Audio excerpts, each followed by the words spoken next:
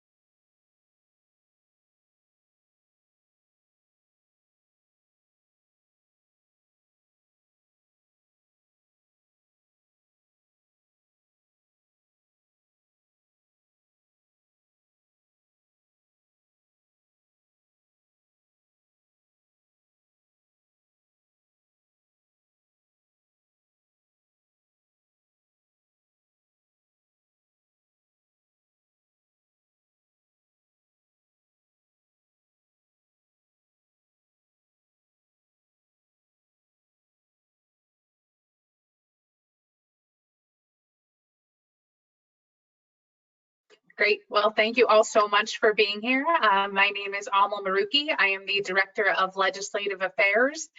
If everybody can hear me, could you just raise your hand, let us know that you're not having any audio issues? If you are, please let us know in the chat. Michelle will be getting back to you very quickly.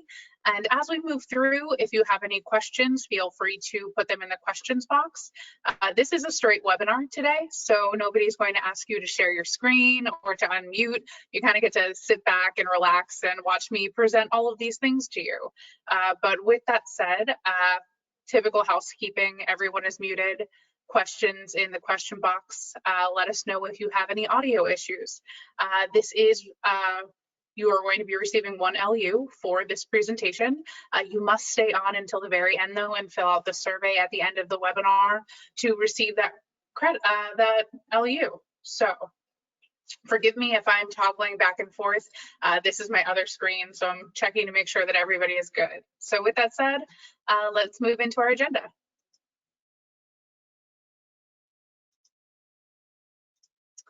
So a little bit about today. This is your primer for Architects Tele Action Day. And there are a lot of new members on this webinar that have not participated in Action Day in the past. So we are going to talk a little bit about AI Pennsylvania. We'll go over our legislative survey, talk a little bit about our advocacy toolkit and political basics.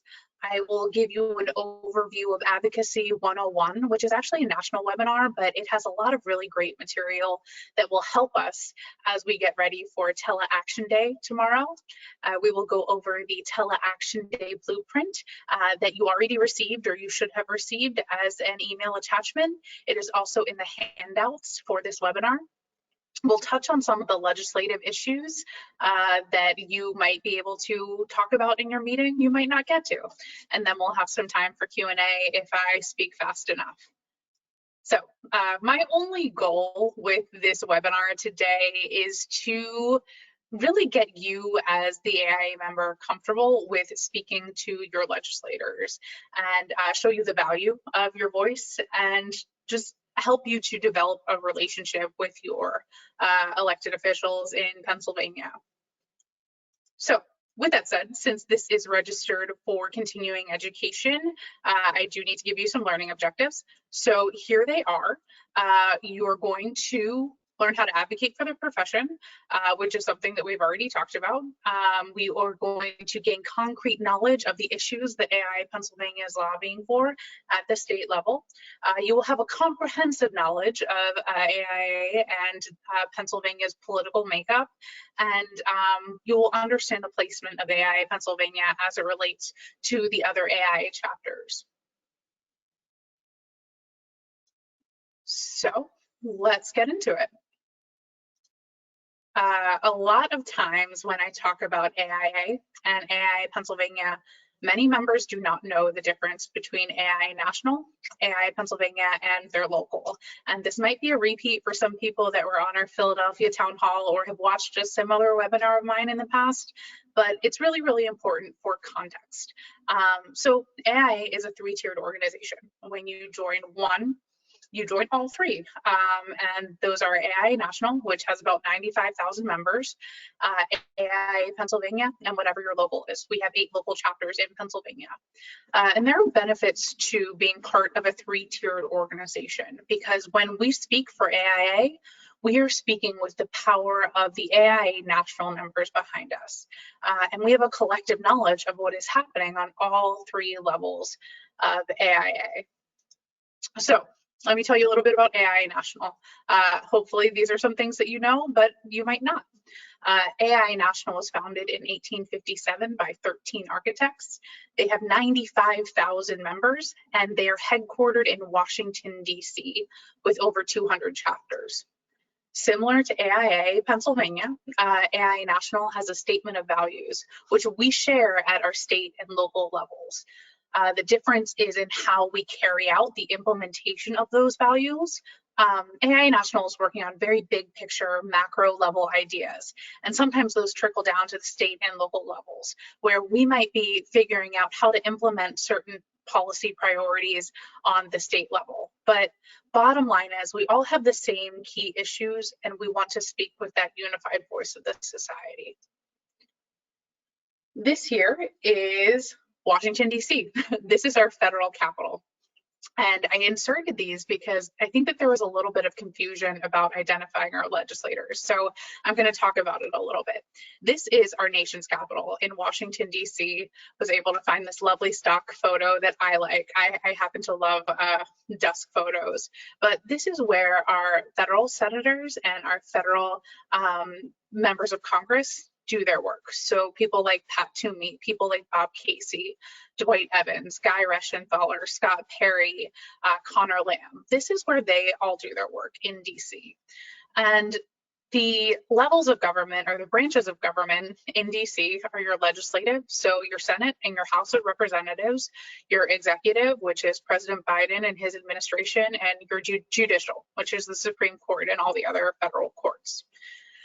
That's our federal. These are the people that AIA National talk to when they talk about any of our national priorities and national issues.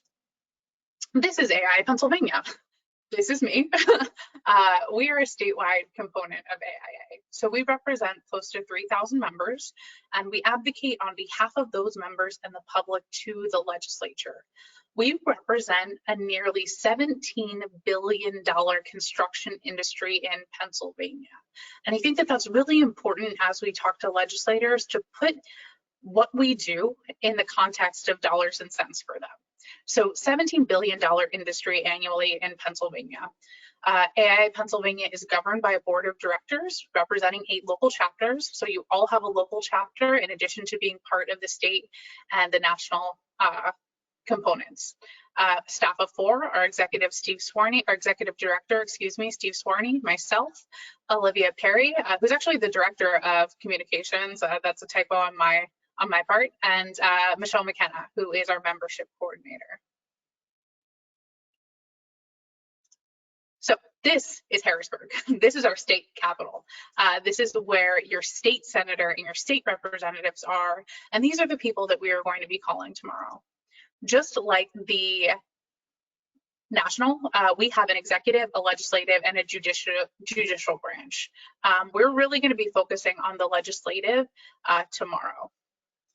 So I will get into some of the political basics in a little bit, but let me get through some more of our AIA Pennsylvania stuff. AIA has revised our mission statement, and we have a new strategic plan. So our mission is to advance, inspire, and advocate for the profession of architecture while providing for the health, safety, and welfare of the built environment and the public. And our vision is to lead our industry with vision for all issues important to the profession, particularly with regards to energy, the environment, and equity of architecture as a life-sustaining force. And our value statement, our intention is for our profession to deliver quality services and tangible benefits to Pennsylvania members and the architecture profession so that we can improve the value of the built environment. So these are our three main goals that we would like to achieve over the past 5 years. And it's important to talk about this in the context of Tele Action Day, because everything that we do points back to this strategic plan and our strategic goals. This is our organizational chart for 2020. A lot of what we're going to talk about today falls under our Government Affairs Committee. And Government Affairs Committee actually has a number of subcommittees under it, but we do play with a lot of the other program committees and management committees. But Government Affairs Committee is the umbrella that all of this goes through. The Government Affairs Committee has a purpose statement and a mission statement. And at the heart of what Government Affairs and the Government Affairs Committee and subcommittees do, we influence state legislation and policy to help the profession be an essential resource to members and the legislature, in a nutshell. These are all of the subcommittees of our Government Affairs Committee. So Government Affairs has building codes, education, DGS and procurement, licensure, Committee on the Environment, historic preservation, housing and community development, and disaster assistance as subcommittees. We also have task forces, the P3 task force, public-private partnerships, practice encroachment task force, and legal reform task forces. So those task forces are activated and they're going in to do a job, and sometimes they go dormant for a while, come back up, go dormant, but subcommittees meet on a bi-monthly basis, and there are issues that are revolving that those subcommittees are dealing with. And all of the work of the subcommittee is then funneled up to the Government Affairs Committee to help really define what our priorities are. The PAC is also on here. So the PAC is governed by its own board, and it is separate from the Government Affairs Committee. And I'll get into that in a little bit. So if you have any questions, if I'm unclear about anything, please continue to use the chat or type any questions into the question box as we go, and I will keep checking them. Moving on to our legislative survey. At the beginning of each legislative session, we survey our members, and this helps our Government Affairs Committee identify priorities for the next 2 years. So we had 195 responses, which is about 7% of our entire membership participate in the legislative survey this session, excuse me. And we listed 15 priorities. So all of these issues are priorities for AI Pennsylvania. The tiers here show how our members prioritized the issues that we are going to be looking at this legislative session. Tier 1, encroachment, green buildings and sustainability, building codes, affordable housing, equitable communities, and protecting against a professional services tax. Like I said, all of these are priorities, and we at the Government Affairs Committee level and at the staff level evaluate all of these issues, and we see what's able to go, or what is timely, or what we can get through the legislature. So some of the things that are not necessarily tier 1 are things that we're actually going to be advocating for tomorrow, and I'll get into that in a little bit, but a little bit more about some of these insights. This is the way that the legislative survey data broke down by firm size, which it was actually kind of interesting for us to dig into. About 70% of AI Pennsylvania's membership qualifies as a small firm, and that is sole proprietors to firms of 15. And then you get into mid-sized firms and large firms. We saw that the encroachment on the practice of architecture, codes, green buildings and sustainability, and mechanics lien and protecting against a professional services tax were all tier 1 issues for small firms. Mid-size and large-size firms had the same goals and the same top 5 issues. Those were green buildings, building codes, affordable housing, encroachment, and equitable communities.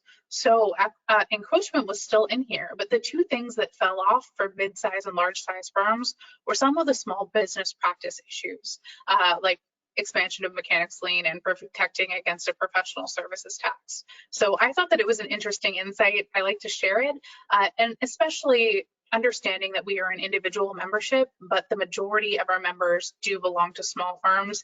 This is important to keep in context as we move through. Another issue that is extremely important to us is energy efficiency. Green buildings and sustainability is our #2 issue according to the legislative survey. So that can be really broad and big, right? So we wanted to figure out what that meant for our members. And there are 5 issues that came to the top of the list when we were talking about energy efficiency priorities. So incentives for green building was #1. Create state tax incentives to meet the 2030 challenge for embodied carbon, carbon reduction, more stringent energy codes and energy code compliance, and historic preservation as a sustainability measure. These were other questions that we called out. So 87% of our membership at the state level believes that we should support statewide policies that combat climate change, including managing carbon, more stringent energy codes, and educating legislators. That is something that we are doing and that we want to do. We just wanted to make sure that our membership understood where we were going and that they are supportive, and they absolutely are. 95% of members do not believe that individuals in the design industry, other than an architect or an engineer, should be signing construction documents for permit. And that's really important for us when we talk about encroachment on the practice of architecture. And then the last is statute of repose. 95% of our members support a reduction in the statute of repose from 12 years to 6 years. And I'm going to give you a deep dive on that in a little bit. So moving on, just checking on everyone, making sure we don't have any hands raised, no questions. Let's talk about our advocacy toolkit. I want to give you a look into all of the tools that we have in our toolbox that help us serve our mission and execute our strategic plan and our primary strategic goals. What does advocacy mean to you? I think that that's something that I want you to think about as we move through the rest of these slides. I think about advocacy as a tool. AIA Pennsylvania uses advocacy and grassroots as tools to achieve our goals.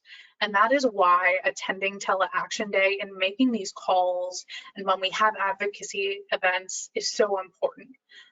It's important for you to get to know your legislators and to be comfortable speaking to them on a conversational basis, whether it is in Harrisburg once it's safe, or in the district office, again, once it's safe, or over the phone. Legislators do depend on their constituents, and that is you, to let them know how policy affects their local communities. So through these calls and through face-to-face meetings, they learn what is important to the people back home and to their constituents. And there's a greater influence that we as AIA Pennsylvania can have when large numbers of constituents speak to their legislators with one voice. So if we have 50 architects calling their legislators talking about the same issue, that is a unified grassroots effort to achieve some of our goals. So the definition of advocacy is the public support for or recommendation of a particular cause or policy. Again, the goal is to make your individual voice and the voice of your profession heard, because the administration and legislators want to hear from you because they don't know what they don't know. So it is our job to advocate on behalf of the profession and let them know some things and educate them. Grassroots, you'll hear me use grassroots and use that term a lot, is us as an organization leveraging our membership and our numbers to achieve our advocacy goals. So like I said, legislators depend on their constituents to let them know how policies that they're voting on in Harrisburg are going to affect their local community. And that's what we're doing here. We are launching a grassroots advocacy effort with Tele Action Day, and it's something that we've consistently done, and we've seen success through a lot of these things. There are a number of pieces of legislation that I can point to that are a direct result of our grassroots advocacy at AIA Pennsylvania. Great. Lobbyists are also a tool. I think that lobbyists do get a bad rap. there is a lot of misunderstanding about what lobbyists do or who they are. So I am a registered lobbyist. I am the Director of Legislative Affairs, and Steve Swarney, our Executive Director, is also a registered lobbyist, and we lobby on behalf of you. Again, lobbying is still a dirty word. And I found this slide, I forgot about it, but I shared my personal story on our Philadelphia town hall that we did with the AI Philadelphia chapter. And it was not my intention. I did not grow up wanting to be a lobbyist. I wanted to be an actress and perform in theater, and came home after deciding that that isn't what I wanted to do. And I was literally bartending and playing piano and singing at a piano bar in Harrisburg. And that is where I found this next career path for myself. So it is through my relationships that I actually developed just being in Harrisburg as a person that led me to lobbying and that led me to this career change. So lobbying is a vital thing for our members. When I walk into the Capitol, I speak with the voice of 3,000 AI architect members behind me. I walk over to the Capitol in non-COVID times. Now I usually call some people or Zoom into the Capitol and talk to people, and I represent you, and I represent architects and architecture and good design. You are my only client. We do use outside lobbyists for certain issues on a case-by-case basis, but my only job is to represent you. I'm not representing anybody else when I'm calling the Capitol. But this is similar to the relationship that you have with your clients when you're representing them at a construction meeting. You are there on their behalf, and I do the same thing. I am there on your behalf, which is why it's so important that we have this committee structure and our government affairs committee and subcommittee members, because I'm not the expert, you are. And without the direction from you and our committee members, I can't be a good lobbyist to lobby on your behalf. But lobbying is completely legal. We follow strict lobbying disclosure laws, and it is important and vital for the profession. So what we are asking of you on Tele Action Day is to lobby. I'm not asking you to be a lobbyist, but I'm asking you to engage in lobbying, in developing relationships with your elected officials, and to let them know what you do, to build the relationship, to educate your legislators, and to provide expertise, to ask for help from them, and then also to give them some resources in return. Another tool that we have is our PA Architects Political Action Committee. I don't know if all of you know, but we have a PAC. It is the PA Architects PAC, and it is a vital tool and resource for AI Pennsylvania and the profession of architecture. All other industries have a PAC, and we do too. So the goal of our Political Action Committee is to be election proof. We want to strengthen relationships with legislators on both sides of the aisle so that we have an election-proof organization. So it doesn't matter who's in power, we have those relationships on both sides of the aisle. The Political Action Committee is governed by a board of AI Pennsylvania members, and they assure that all of the dollars raised are spent to advance AI Pennsylvania's mission and goals. So right back into our strategic plan again.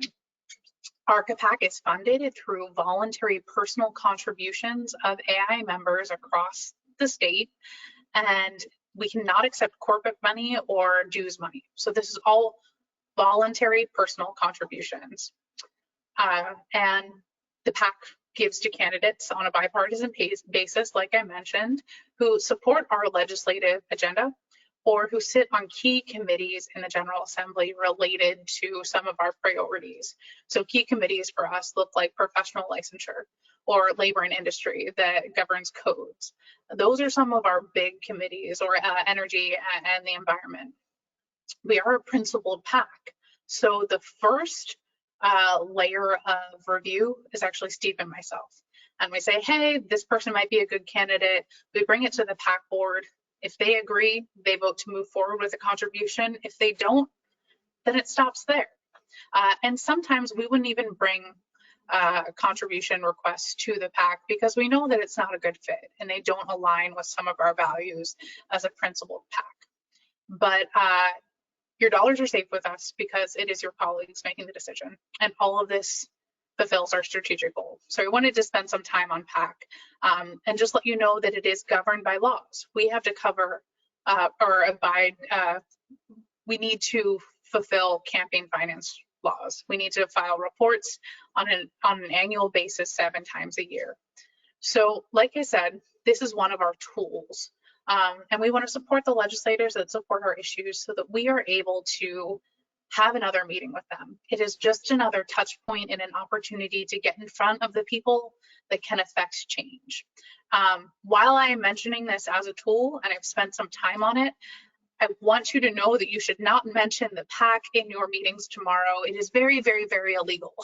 But as we're discussing the toolkit and what architects do and how to advocate and our toolbox, it is really important to understand that we do have a political action committee, and don't talk about it tomorrow, but feel free to ask me questions about it because I'm happy to answer those. Let's get into the political process. All politics is local, which is why we have you calling your legislator's district office tomorrow. And how I mentioned that you want to talk about your local community and these elected officials are elected to represent you. So in Pennsylvania, we are on a 2-year legislative session cycle, which means that we have 2 years to get legislation introduced and through the process before everything resets. So we just hit reset at the beginning of 2021, and we do have some victories to show for it from our 2019-2020 session, but we are starting over brand new with some new goals and some old goals that we did not actually accomplish. Let's talk about the General Assembly and our executive branch right now. So this is the governor, Governor Tom Wolf. The governor serves a 4-year term. He represents the entire state. He is currently on his second term. Governors in Pennsylvania are termed out after 8 years, after 2 terms. And his administration includes departments like the Department of Education, of Labor and Industry, of General Services, Department of Health, Department of Aging. The list goes on. So it is really important that we have a good relationship with the governor and his administration, which means the secretaries and the staff of all of these different agencies. In addition to the agency work that happens, the governor also makes appointments to boards. Sometimes it's a Senate, depending on the board. There are other people that can make appointments, but a lot of them fall under the governor's office. So here are just a number of boards that we have worked with the governor's office to have architects appointed to. We are really, really proud of these appointments because it's a big deal. It's a big deal to be appointed to a board by the governor and that we have so many architects serving in that citizen architect capacity. I think this is a really good time to plug our citizen architect roster. Sometimes we get calls from the governor's office 2 days before they need a name. So we do have a citizen architect roster that we are trying to establish. That way, when the governor calls and says, hey, I need somebody for the Climate Change Advisory Committee, we can look at that roster and say, oh, wow, well, this person registered.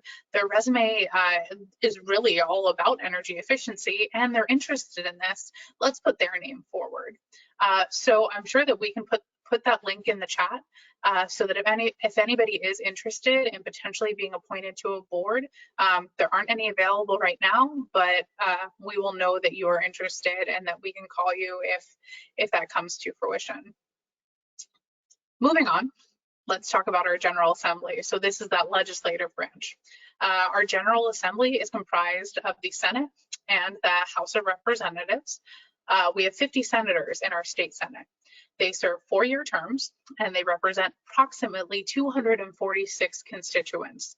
There is a majority and a minority of the Senate.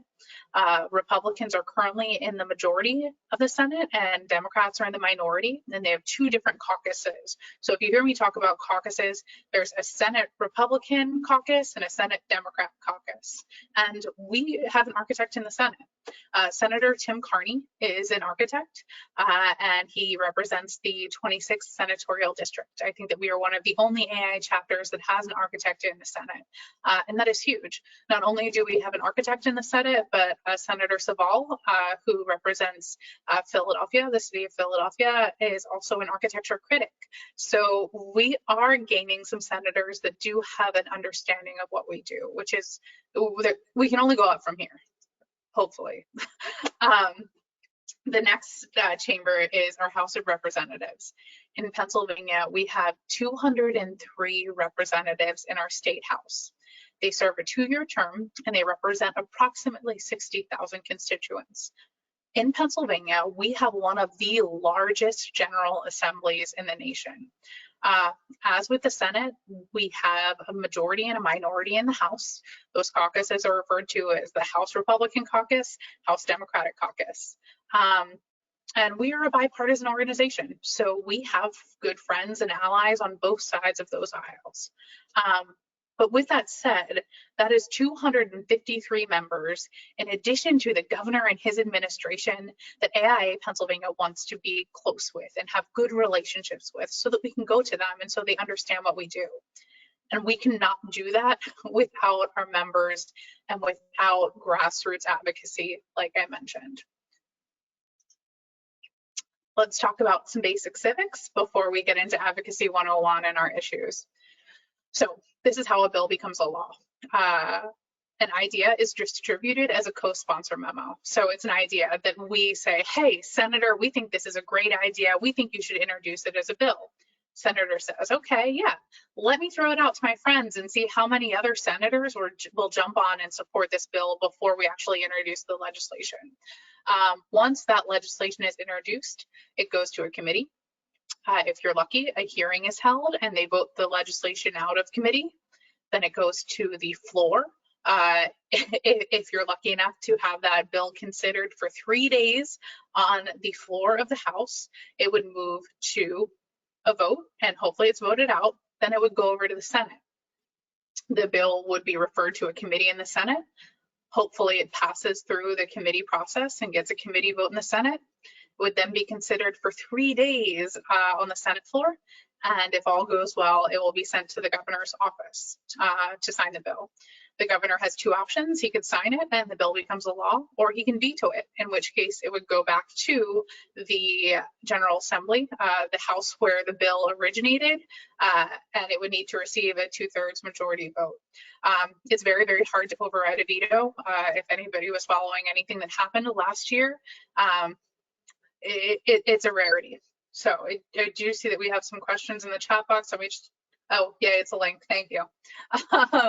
So this is the legislative process. The 3 bills that we're going to be talking about, 2 of them are still in co-sponsor memo phase. So they're still just gaining support.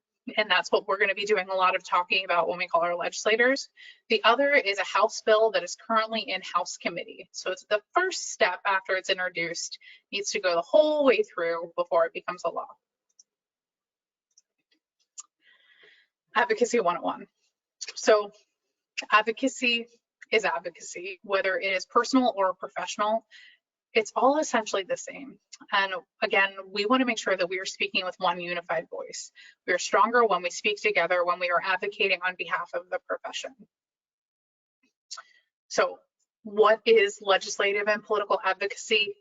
It is the act or process of supporting a proposal. And simply put, everybody at some point in their life advocates for something. And it is using your expertise and exercising your opinion. And that is what Government Affairs Committee and the subcommittees do. We form opinions on legislation and then we advocate on those positions and hope that people listen so that we can affect change. Examples of advocacy regarding health, safety, and welfare. Architects have a duty to protect the public's health, safety, and welfare. And governments create laws that regulate those health, safety, welfare issues. So if we as an organization and as a profession are not informing and guiding and educating lawmakers, their good intentions or their connections to other interest groups might actually reduce protections for the public. Can you think about any instances in which that might happen today or is happening? Regarding practice, which we know, again, going back to our legislative survey, we have a lot of small firms, we have a lot of large firms. The government regulates taxes, they regulate insurance, they regulate licensure, and the path to licensure before it even gets to our licensure board, and rules and regulations for small business, large business, corporate business, you name it. It is important for us to be advocating and to be listening and to be at the table for these reasons. One of the questions that I get a lot, do legislators want to hear from us? Or why would I call them? Why do they want to hear what I have to say? Isn't it going to be weird? And the answer is no, it's not weird. And yes, legislators do want to hear from you. They want to hear from you because it helps them do their job. Honestly, as I mentioned, they are elected to serve and represent their constituents. And it is vital for them to understand where their constituents are. And you are special because you are the expert in your arena. They need to know that you have guidance that you can provide to them. You have an expertise. So you can be confident that you are giving them information that helps them to work in the best interest of the profession and make good decisions for their constituents. They really do appreciate your perspective and the ability that you have to provide information in a balanced manner. I think that this is something that is lost. A lot of elected officials have no idea what architects do. And I can tell them, but when they hear it from a constituent, it is so much more impactful. So yes, they want to hear from you because you are a reliable and trusted source. We are able to validate their positions, or we're able to instruct them on positions to offer a credible counterpoint to the positions that other organizations might be giving them. Continuing this a little bit, they want to hear from you because you're a constituent. They need to represent those who elected them into office. And as a constituent, you are a member of their community. You help to bolster and help them explain their positions. So if they're supporting one of our issues, we can give them talking points. Just like you got talking points to call them, it is not unusual for me to give a legislator talking points on why they should support or oppose a bill from our perspective, and they can be our mouthpiece when they're caucusing with their different caucuses or when they're on the Senate or House floor. Yes, because you are on the ground floor and you know what's going on. Legislators are expected to be experts in everything, in every industry, because they vote on so many different aspects of what goes on in our society. So you have an expertise, and it's important for them to know that. What's in it for you? Lots of things are in it for you. Mostly, if you are not at the table, you're on the menu. That is sometimes a cliche, but it is so true. What's in it for you? Decisions made at the local, state, and the federal level overlap with all aspects of our profession. Every single thing that is identified here as a priority is something that is impacted by state legislation. All politics is local. Your firm and you as an individual architect, you can help grow your community by getting engaged with your elected officials. Advocacy is public service, and it also helps you to build your skills. It helps you to cold call an office, which is a scary thing to do. If you don't know somebody, if you don't know what you're talking about, if Amal didn't give you enough information, yeah, it helps to build those skills. And others have advocated for you before, which is why we are in the position that we're in. So please advocate and pay it forward. Usually one thing leads to another, and involvement will lead to new opportunities. It'll lead to new relationships, and it'll lead to stronger communities. So you know you're the expert. I know that you're the expert, but we need to let the legislature know that architects are subject matter experts in the built environment, because there's a lot of other people that are talking about construction and sustainability and green building, and we want to make sure that our voice is part of that conversation. The biggest ask for you with these meetings is to build a relationship with your elected officials. If I've not made that clear yet, we want you to meet with your legislators. We want you to invite them to your office when it's safe. Invite them to tour your projects if they're outside. We know that there are lots of projects that are still going on. get to know their legislative staff. Their legislative staff are the ones that really make the wheels turn. So if you have the opportunity to talk to a staffer tomorrow, take it. They are so important to what we do and to advancing our mission. You want to make sure that you follow through with information. If they ask you for follow-up information, let me know, and then you can get it to them. Building relationships takes time. If you met with your legislator 2 years ago, well, why do we need to do this again? Because it does take time, and it is the multiple opportunities that you have to meet with your legislators that strengthens that actual relationship to the point that you will have their cell phone number, or you can walk into their district office when they're there and they will stop what they're doing and have a conversation with you. Please maintain a sense of humor. Sometimes you'll need it. So with that said, Tele Action Day. Our goal is to build relationships with our elected officials. This is a lot of repeating what I'm going to say in a little bit, but we want you to talk about your firm. We want you to build this relationship, and we want you to get to know each other. That's really important.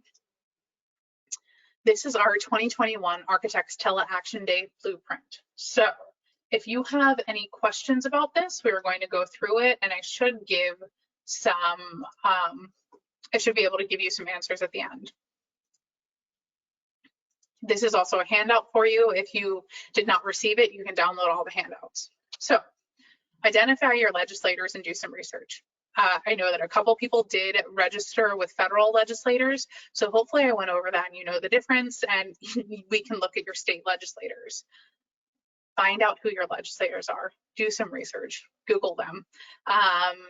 See if you can find a personal connection.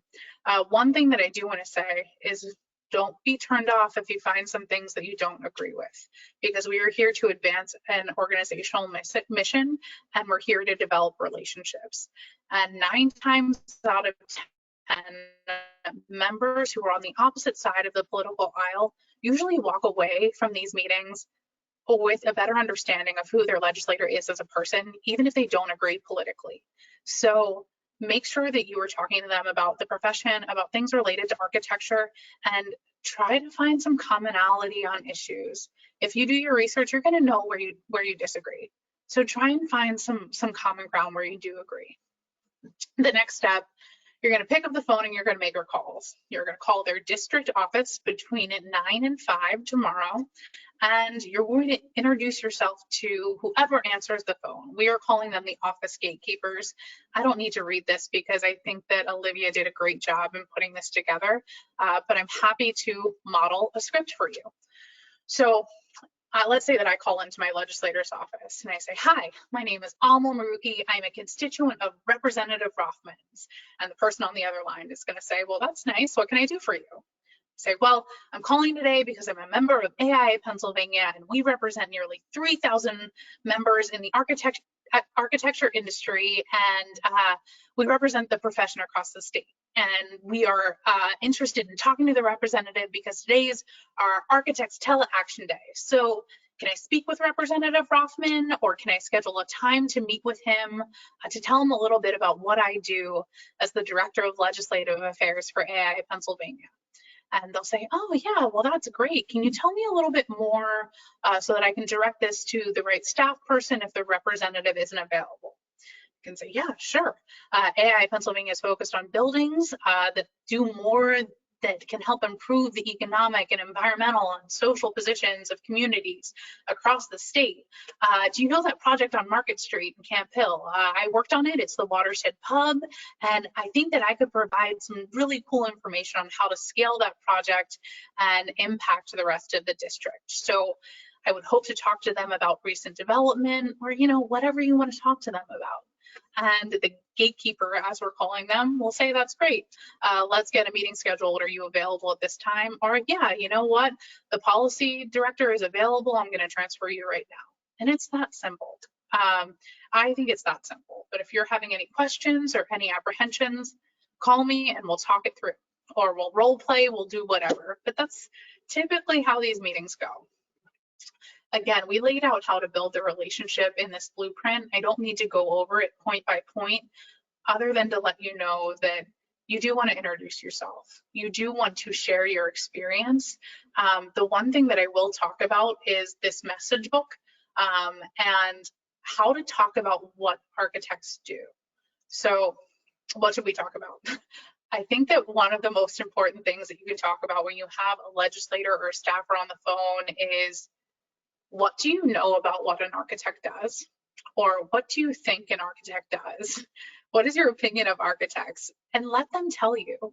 Because if they say, oh, well, architects design buildings, or, you know, architects help get building permits, or I have no idea what an architect does, that'll give you a baseline for a conversation. The primary goal of these meetings is not necessarily to talk about legislation, and I think that that was a hard concept. It's really to develop a relationship, and I hope that through this presentation that is what you've gotten. So instead of leading with our legislative issues, focus on building that relationship and explaining what we do.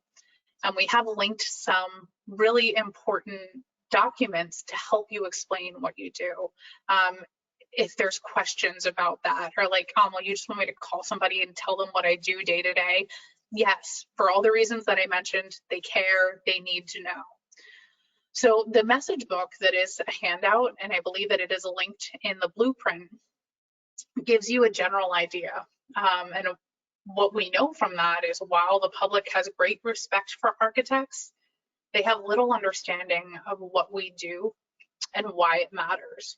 So this document was really created for architects to communicate with clients and with the public about what they do, but it is completely applicable to meeting and discussing what you do with your legislators. So the pillars for the message book are: architects work with clients. You can tell them about the type of clients that you work with. You can tell them about how you direct the process and how you help to get the highest quality design out of these projects. Another pillar is that architects strengthen society. So paint a picture of how you as an architect can strengthen their district through design. Is it a downtown revitalization? Is it walkable amenities? Is it a community design project? How could you strengthen? Let's take it down from the macro level, from society. How can you strengthen your community? Is there a design aspect to that? Architects design solutions.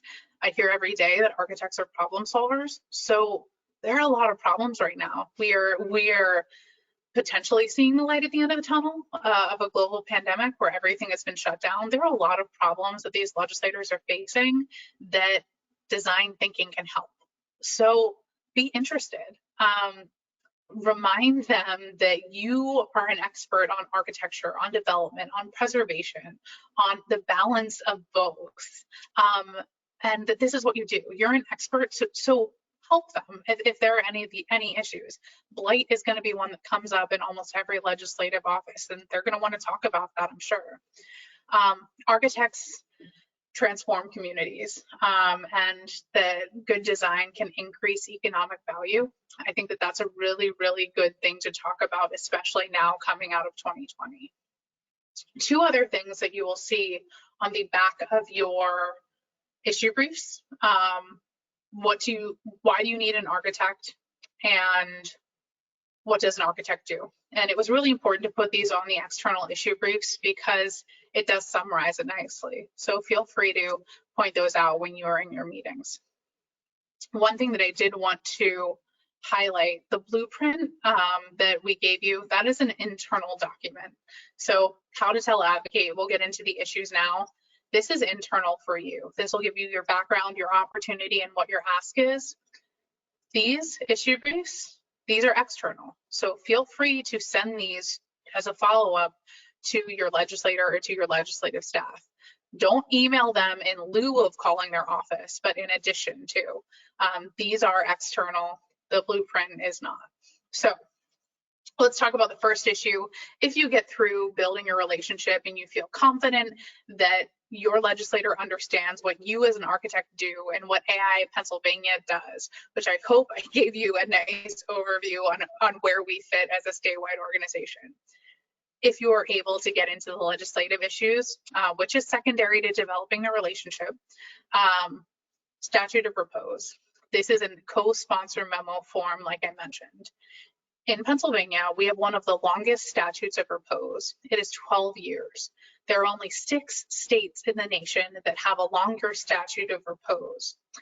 What is a statute of repose, you ask?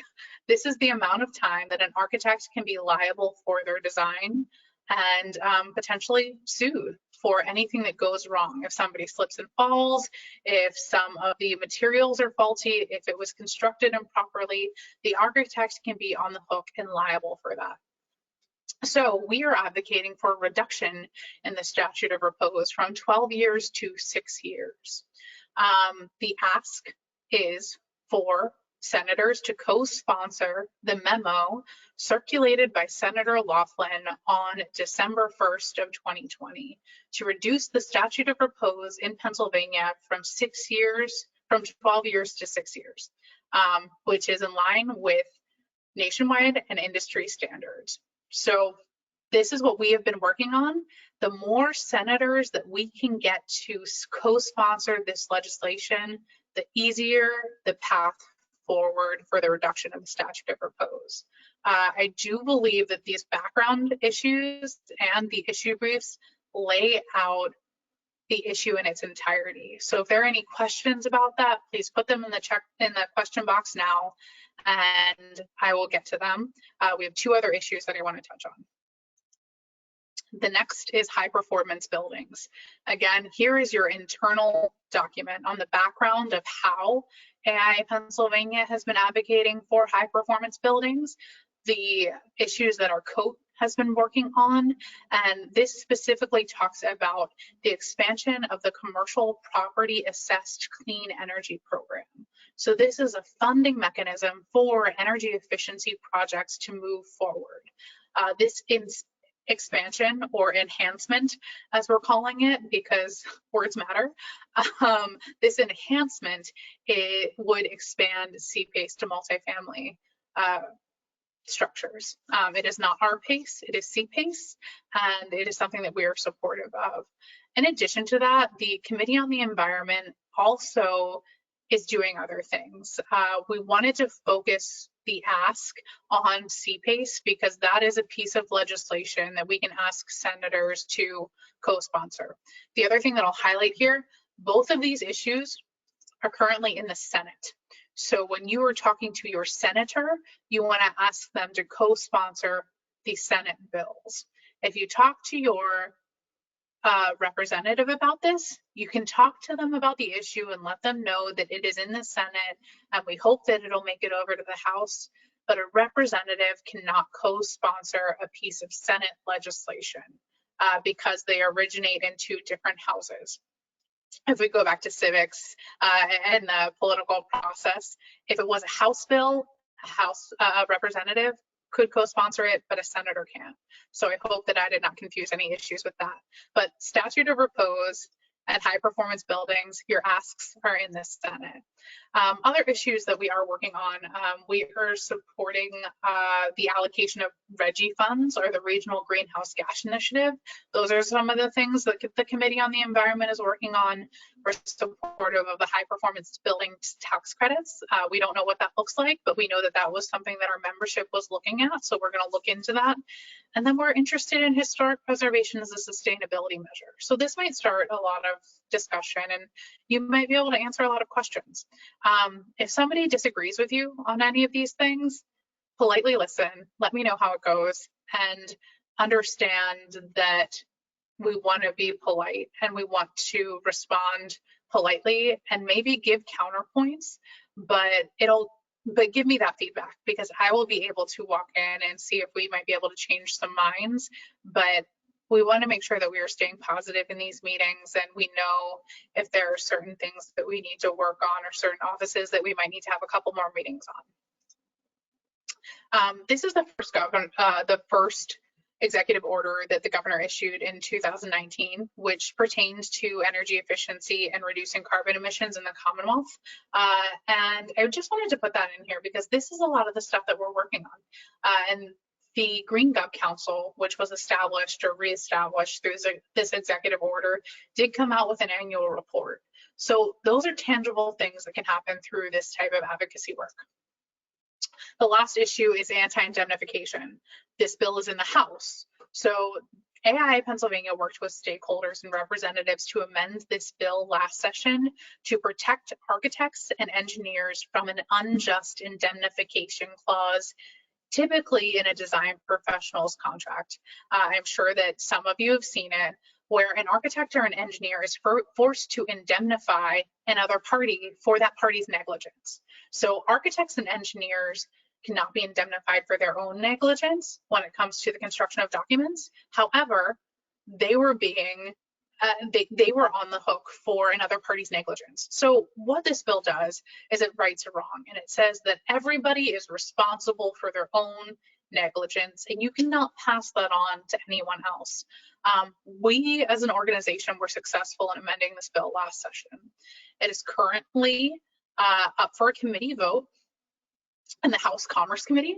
So we are asking representatives, if you're talking to your representative, to co-sponsor and support House Bill 424 and urge leadership to schedule the bill for a committee vote.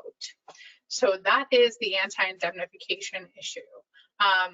It ensures that no party can be held harmless for their own negligence, in short. Here's your issue brief, your external issue brief on anti-indemnification. Again, this is the back of it. Those are handouts, and you should have received them as a attachment as well. After these meetings, you want to make sure that you drop a thank you. You can send the issue briefs and a thank you. And one of the most important things is to report back. There is a Google form that is linked here. It should be linked in the blueprint as well. Please give me feedback on your meetings. It is really important for us to follow up as the organization and me to follow up as the lobbyist, because it only makes my job easier when I can say, oh, hey, it's really, really nice to see you, Representative. I heard that you talked to Julie about these issues. How'd it go? And then they can connect me with somebody back home, and it just helps us as we move through and as we advocate for issues. Really quickly, do be flexible, do be polite, even if you do disagree. Do make these meetings personal. Don't miss the opportunity to just say hi. Make it personal. Find out who they are and let them know a little bit about you and who you are. Make sure that you thank your legislators, thank the legislative staff. They're busy, and while it is an obligation for them to meet with all their constituents, you still want to be gracious about it and thank them for their time, because they do very, very hard work, and have fun. That's the last thing to do.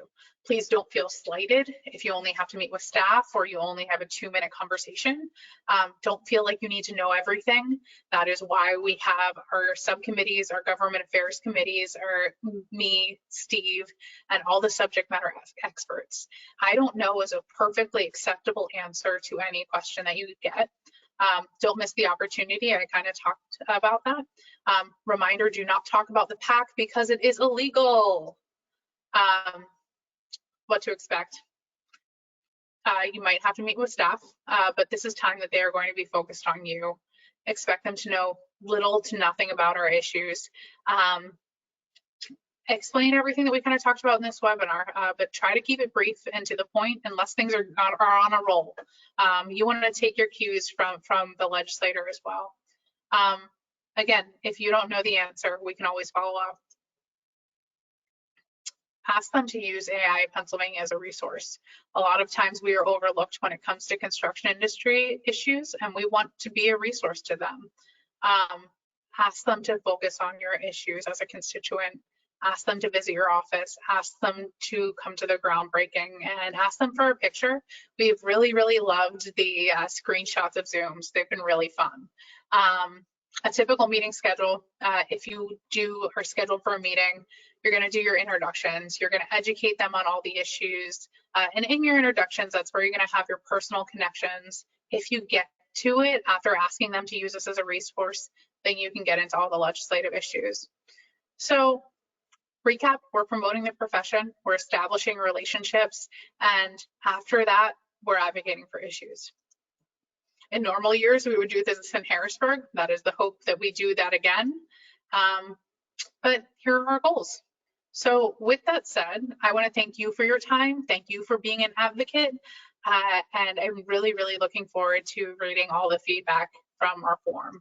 With that, I will take any questions that anybody might have quickly because I know that I'm right on the hour. Shocker. So I'm going to open our little questions box. Hey, Amal, it's Michelle. It's pretty cool. Hey, Michelle. I might be able to help you with Q&A. Olivia's done a really great job of answering some privately when appropriate, but would you like me to read them off to you? Yeah, that'd be great. Okay. First question we have is, do the legislators know we are all going to be calling tomorrow? No, they do not. Nope, this is a cold call. You're calling their office. There are a couple offices that I have said, hey, expect a call from your legislators, but you're calling their district office. And the Tele Action Day is more of an internal rallying cry for all of our members to do this. So that is important. And if you have two people that are calling the same legislative office, you're both constituents, you're both going to have different personal stories. So in short, no, but I think that that is not necessarily anything that should deter you from calling. Okay. It looks like there are two members who live 3 blocks from each other, which means that they have the same representative and the same senator. And the question is, do they need to be reaching out to the neighboring reps? I would imagine to spread the message. I don't know if I understand that question. Hold on.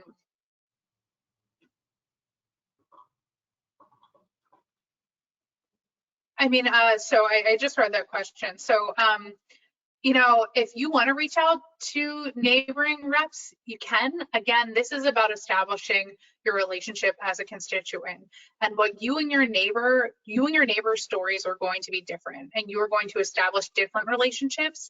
And it just lets the legislators know that, hey, there's more than one architect in my district.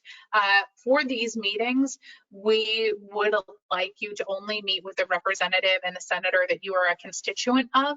Sometimes when we are in the Capitol, we have a little bit more leeway where you can be meeting with legislators that you are adjacent to or you live near their district.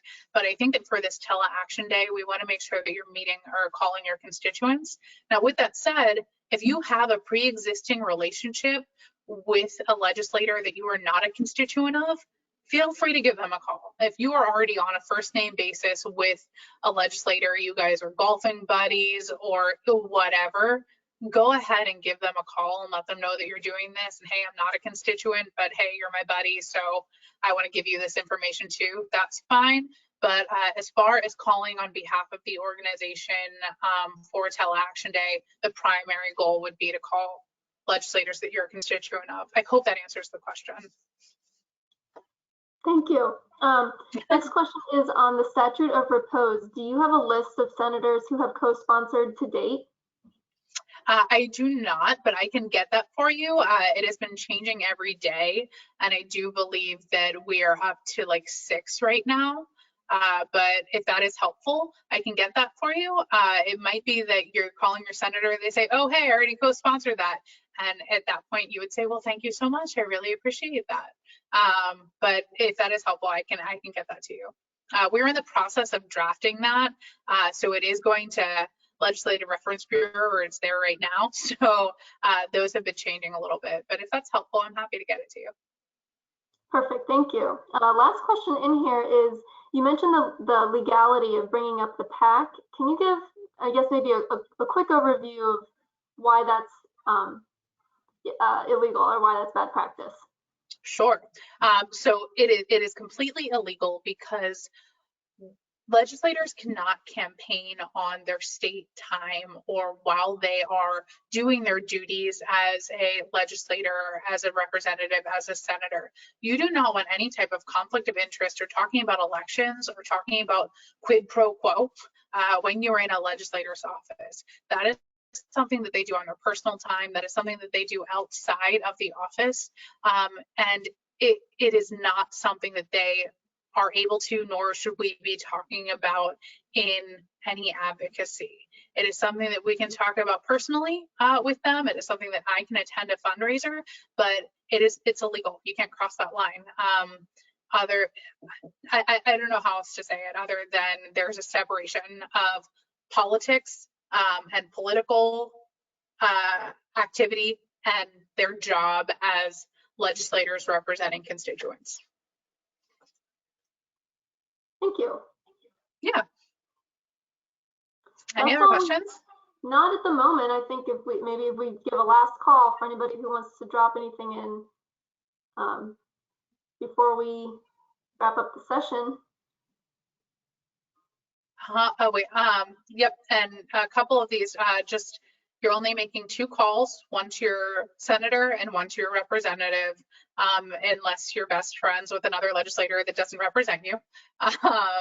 But I think I wanted to call that out because other people might have those questions. If you do have questions about whether or not you actually have your federal or your state senator, I'm happy to help. And you should all know where to find me. I'll put my email in the chat. And I'm happy to answer any questions or help you through this process. And again, I just want to thank you all so much for being part of this. And I look forward to when we can actually do this in Harrisburg next.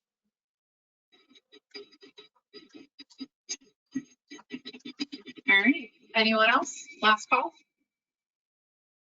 All right, please be sure to fill out the survey so that you can get your LU. And I will hopefully see everybody sooner rather than later. And I look forward to reading your feedback. All right, have a great day.